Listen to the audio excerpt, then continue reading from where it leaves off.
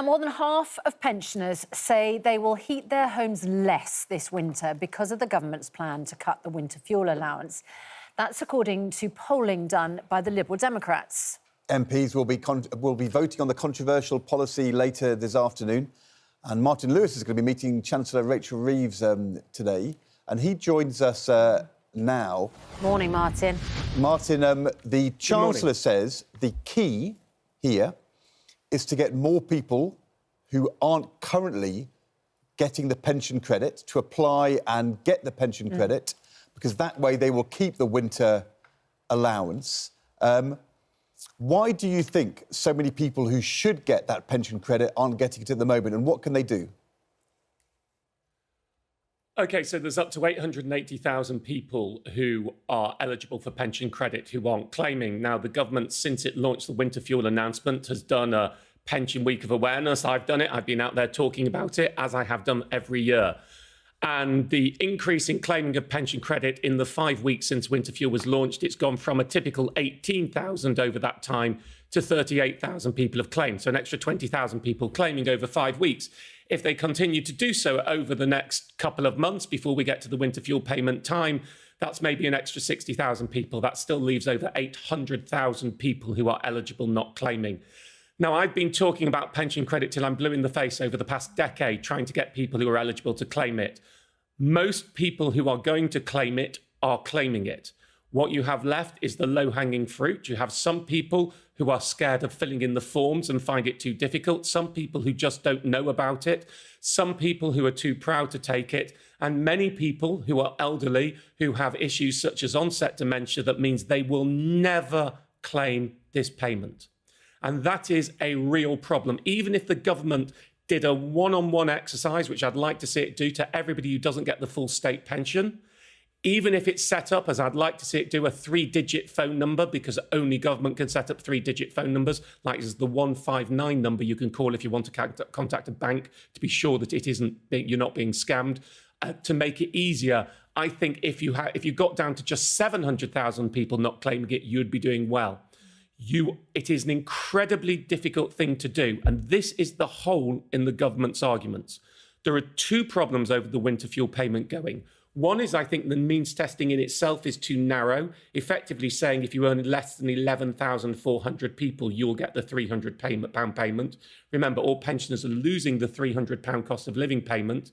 Energy bills will be about £100 cheaper this winter than last winter, but they're losing winter fuel on top. So pensioners who don't get winter fuel payment on energy alone will be £200 worse off, will be £500 worse off. Those who do get it will be £200 worse off. So let's just remember what that means for those 800,000 pensioners who don't get pension credit. It means, by definition, they've less than around £11,400 a year income. Less than that. These are the poorest pensioners. It means the government thinks that they should get winter fuel payment, and they're in such a dire state that they do get winter fuel payment, but they still won't get it. And the mechanisms that the government are putting in place may help a few more claim, but there will still be huge numbers who aren't claiming. And I haven't yet heard a decent answer about what we're going to do to help those people. And when they talk about, they can ask for help on household support funds, these are the people who won't ask for help. Those 800,000 of the poorest pensioners who are the most difficult to reach, what they're going to do this winter, how we're going to stop them having to choose between heating and eating. There's a secondary argument that we should increase the means testing threshold so that more people get it, and I'm supportive of that. I'm suggesting we give it to everybody in council tax band A to C who's a pensioner as well. But what we're going to do about the people who don't claim pension credit, there is a deafening silence on. Martin, if someone's watching this right now and thinks, I have never been able to tackle the application for pension credit, because as I understand it, it's 243 questions long, this application. But if somebody thinks... I think that's an exaggeration, if you forgive me. I think in some circumstances... That's what the Times was reporting. Yeah. But anyway, But just on that, it's important to say to people, yes, depending on what you answer depends on the number of questions. So it's possibly 243 questions long. Yeah. That's pretty off-putting, isn't it? So if someone's watching and thinking, right, this could save myself, my mother, my father, my grandparents How do you advise them? What information do people need? What can we give people this morning to empower them to see if they're eligible and apply? Well, let's remember, of course, that the pension credit itself is an average payment of £3,900 a year. It's way bigger than the winter fuel payment. But even if you got less than that, then it's a gateway to the winter fuel payment, to free TV licences for the over 75s, for housing benefit, potentially for council tax help, for dental and optical help. It's a gateway benefit. That's why I've shouted about it for so many years. Simple rule of thumb. If you're a single pensioner with income under £235, get online to the online pension credit checker or call the pension credit helpline. There's a phone number you can call where someone will talk you through it. You're not definitely likely to get it. If your income's less than 218 quid, you're likely to get it. Less than 235 quid, you may get it. If you're a pensioner couple, both of state pension age, with income under 350 quid a week, I would definitely check if you're eligible, but you're more likely to get it if your income's under 333 quid a week. Problem is, it's quite complicated. You know, if you've got savings of over £10,000, then every £500 above that is equivalent to a £1 income a week. No one actually would earn that much, but that's what it's equivalent to. So working out if you're eligible is quite tough, which is why I try and do those rule of thumbs about when you should check. It's another reason why, if the government were to adopt giving the winter fuel payment to everybody in council tax band A to C, people know what council tax band they're in. So then you do that. They're quite aware of whether they should get it or they shouldn't. But pension credit is more complicated.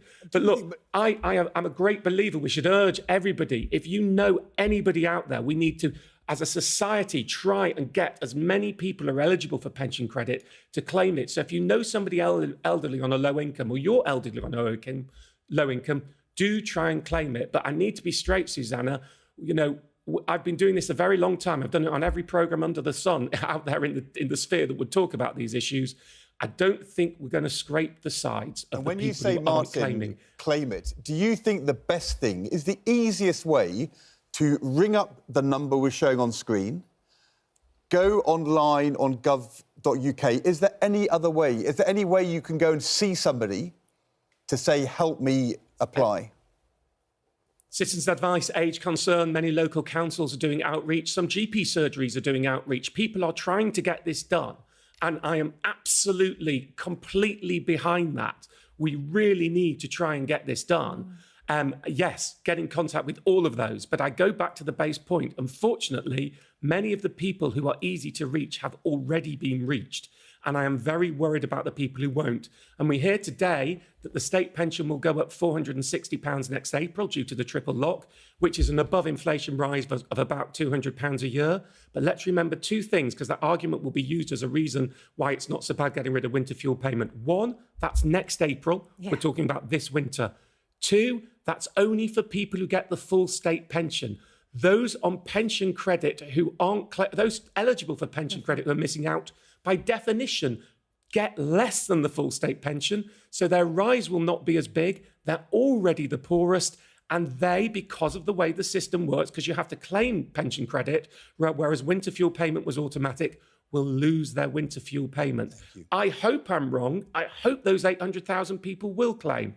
But I struggle to believe that very many of them will. If we got it down to 700,000 missing out, I think that would have done very well. But that's still 700,000 of the poorest pensioners who are not going to get winter fuel payment and who are going to have to make a choice between heating and eating this winter. Martin, good luck with the Chancellor, and also good luck with the NTAs tomorrow night. I know you're up for 2 awards, so good luck for your expert awards tomorrow as well. The National Television Awards. Martin, I wish we could clone you 880,000 times and send one of you to each home where someone is eligible.